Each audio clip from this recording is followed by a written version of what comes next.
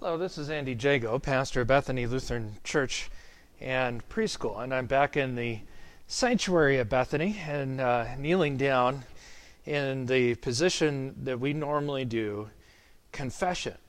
And there's times where we confess our sins, especially before a service of Holy Communion when we do that publicly. And then sometimes people feel that they want to come and confess their sins privately too, but confession is still part of the life of the church, as well as receiving God's forgiveness. We hear about God's forgiveness in His Word. We receive it in Holy Communion when we receive the bread and wine, and it is Christ's body and blood. We talk about forgiveness of sins when the washing of sin takes place in the sacrament of baptism. I mean, so forgiveness is a big part of everything that we do as a church, and that is taking up the very middle of our chapter of the story this week. I'm here to preview chapter 12, and I've got my handy-dandy notebook and looking at some of my observations. One question I had is that this is the second chapter we have of King David, and I'm trying to see if there's been any changes in his character from the previous chapter where he's running toward Goliath and he's in the middle of things, in the middle of danger. And then I just started underlining different things in this chapter when David was sending people here and sending people there, and then calling for Bathsheba to be sent to him.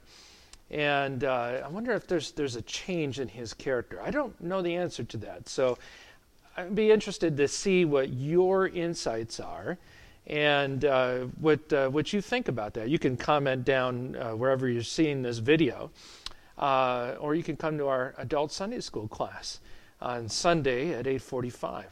Now I just look over my highlights and write down some questions, and I encourage you to do the same thing. As you do so, I mean, there's forgiveness. You could maybe make some connections to other times in the story where we've seen someone sin, or we've talked about forgiveness and how that connects us into the larger story where God sends the king in the line of David to bring his people to himself, and that is at the very center of that story is forgiveness.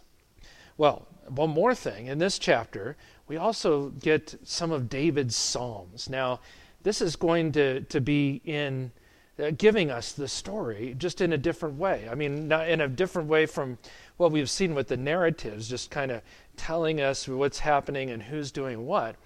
Well, a psalm is poetry. It's song. It's parallelism. And it's expressing our relationship with God in a different way. So what do you think about the Psalms? How is this different from reading the story in narrative form? Some more things that I would love to discuss with you. So, some things to look forward to in your reading, and may God bless us as we read, mark, learn, and inwardly digest His holy word.